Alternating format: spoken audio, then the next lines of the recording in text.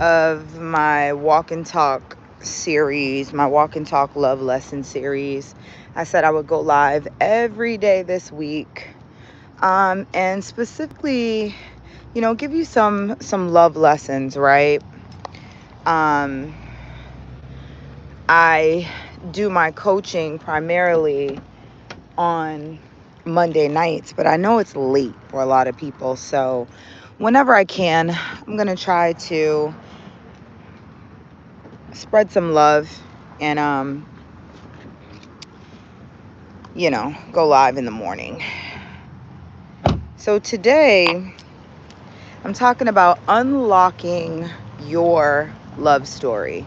So you got to forgive me. I'm like heading to my kids' school. So if I'm looking around, that's why. But unlocking your own love story. So I know, especially with social media and celebrities and all the things that we're inundated with, all the messaging around love, marriage, relationships, it can be very difficult to cultivate healthy relationships because of what we're seeing, right? We're seeing a lot of negativity. We're seeing a lot of cheating. We're seeing a lot of divorces, broken homes, just unhealthy relationships. And we're inundated with that type of messaging, right? So it can kind of feel contrary when you are trying to have a positive love experience, when you're trying to have a positive attitude about marriage and commitment. So I just wanted to share a little bit about my love story and tell you how you can actually unlock your own, right? So, I mean, I have been through a lot of relationships. Well, not really a lot, but I've been through serious relationships that can definitely um, color how a person would see love. But I just was born with this desire to really have like transformational love that just changes you, right? Love that enables you to be your best self and actually pour into another person so that they can be their best self. Now, I was in a marriage with a gentleman who he's an amazing person, very talented. We had a very, deep love and exciting time together, right? But we were not prepared properly for marriage. And if I'm honest about it, and I was honest with him as well, we knew that. We knew it. I tried as best I could to encourage us to prepare the right way. He felt it wasn't necessary. And life really got the best of us in our relationship. We were not prepared to handle life and certain things that came along with it. And we were not prepared to grow together, right? And that's one thing. If you are in a relationship and you all are not growing together, you're growing apart and eventually you will not be together. That I know for sure. It doesn't mean that you all have to be doing the same things all the time. It doesn't even mean that you have to be growing at the same pace all the time. But what does need to happen is, as a person is growing, maturing, advancing, up leveling themselves, you can't be a hindrance to them and you have to be supportive to the process, right? Now, if you can't do that, you're not going to last very long. So that's basically what happened. We went through a lot of rough times. I mean, we were homeless at one point, didn't have any money. We had two small kids. I was breastfeeding two kids at the same time, working full time. It was a mess, right? And I know that there's many women still in that place now. And I mean, it had gotten to the point that I was married but felt very much single. And that's where I just started focusing on myself, because I realized, you can love someone and not be meant to still be with them, right? You can love them with everything you have, but it just is not meant for you all to do life together. And that's where I was. I was growing in a certain direction. I wanted certain things for my life, and we were no longer in alignment. So I decided to kind of pick up. I moved to another state and really started over with nothing. Like, I had a job and a car and 2 kids. That's what I had. No savings, no nothing. I stayed with my mom, got an apartment, saved up money, bought a house. Like, I really just, you know, got to work. But the thing that I want to share with you all, and this is where it can really make a change in your life for the love that you want to experience. When I came to the realization, hey, don't be sorry for me. I have a great life now. So God gave me double for my trouble. Don't worry. Where this can really help any of you that desire, right? Desire to experience a loving relationship. You want partnership. You want marriage. This is what I would encourage you. So the people that are in relationships that it's not it, I would encourage you to be courageous and choose yourself. It may not be easy. It's going to take some time to get over it. You're going to have to deal with some things, but you will come out on the other side of it better for it. For those who are just single, and could be anybody, you desire love, partnership, marriage, right? You have to focus on yourself. And I don't mean this in a way that is just cute. Yes, improve your looks. Yes, go to the gym if you're overweight. Yes, you should care about the aesthetics. Absolutely. But what I really want you to do is look at what you are bringing into relationships. What about you is attracting the types of relationships you're having? Are you needy?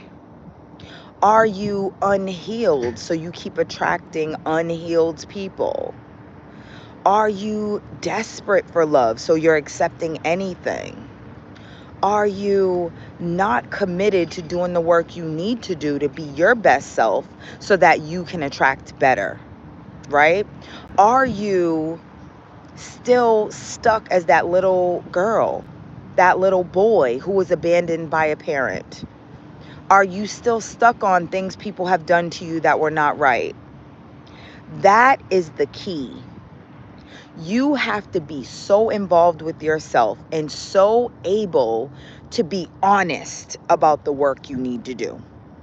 To be honest. Like, I freed myself when I said, you know what? I accepted this. And I allowed, a man to be with me while he was not providing, while he was not showing up in the way I needed him to. I allowed that, right? I allowed that. Now, I didn't create him. I didn't make him make those decisions. He made them himself. But once I saw consistently how he was showing up and that change wasn't going to happen, I stayed. So that's on me, right? That's not on him.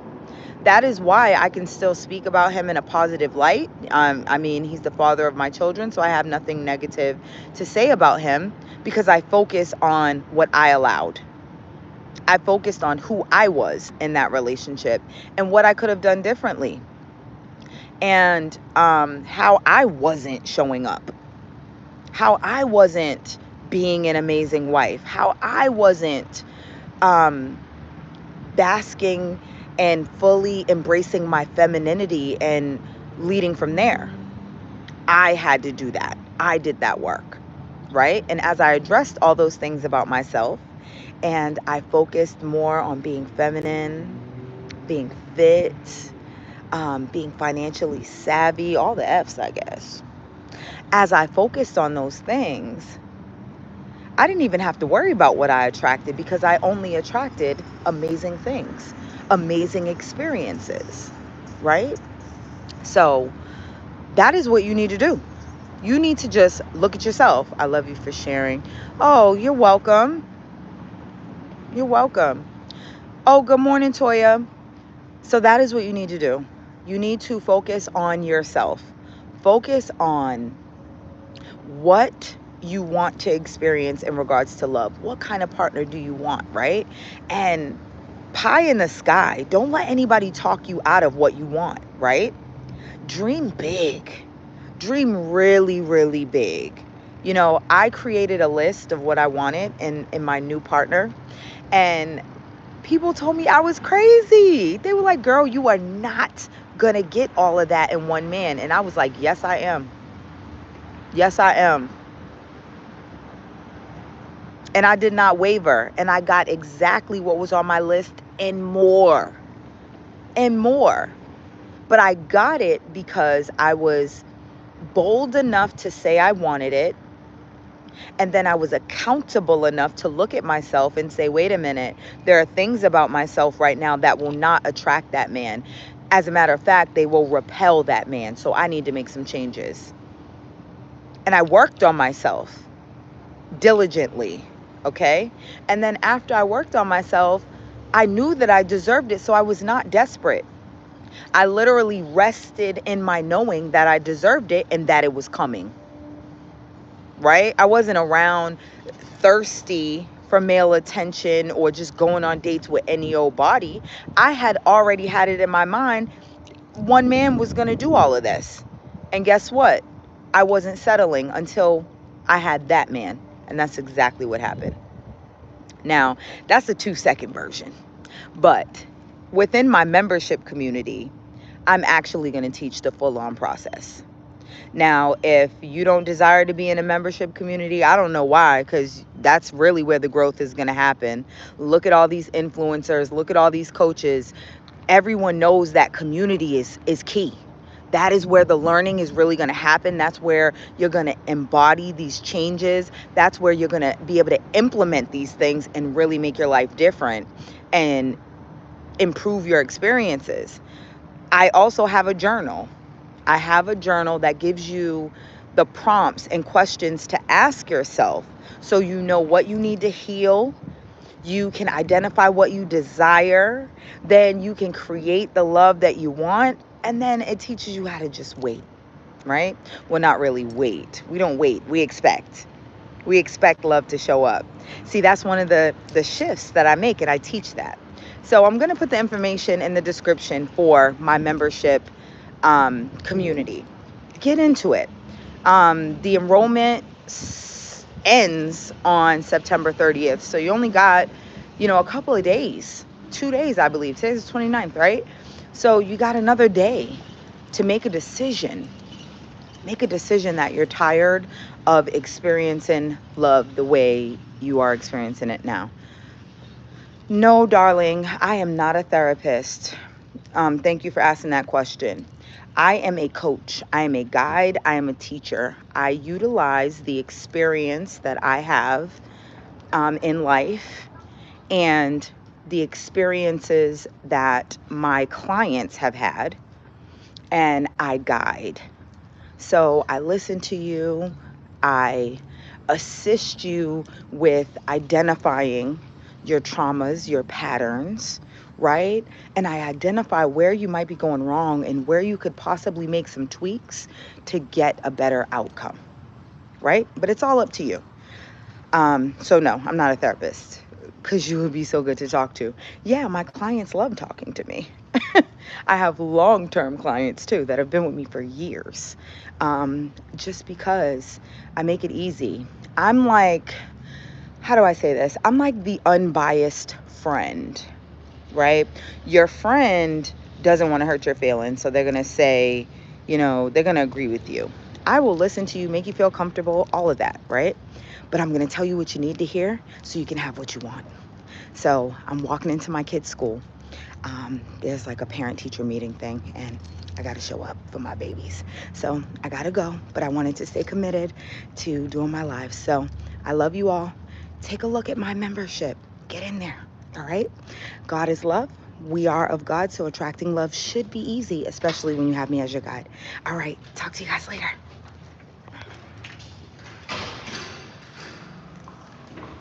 Thank you.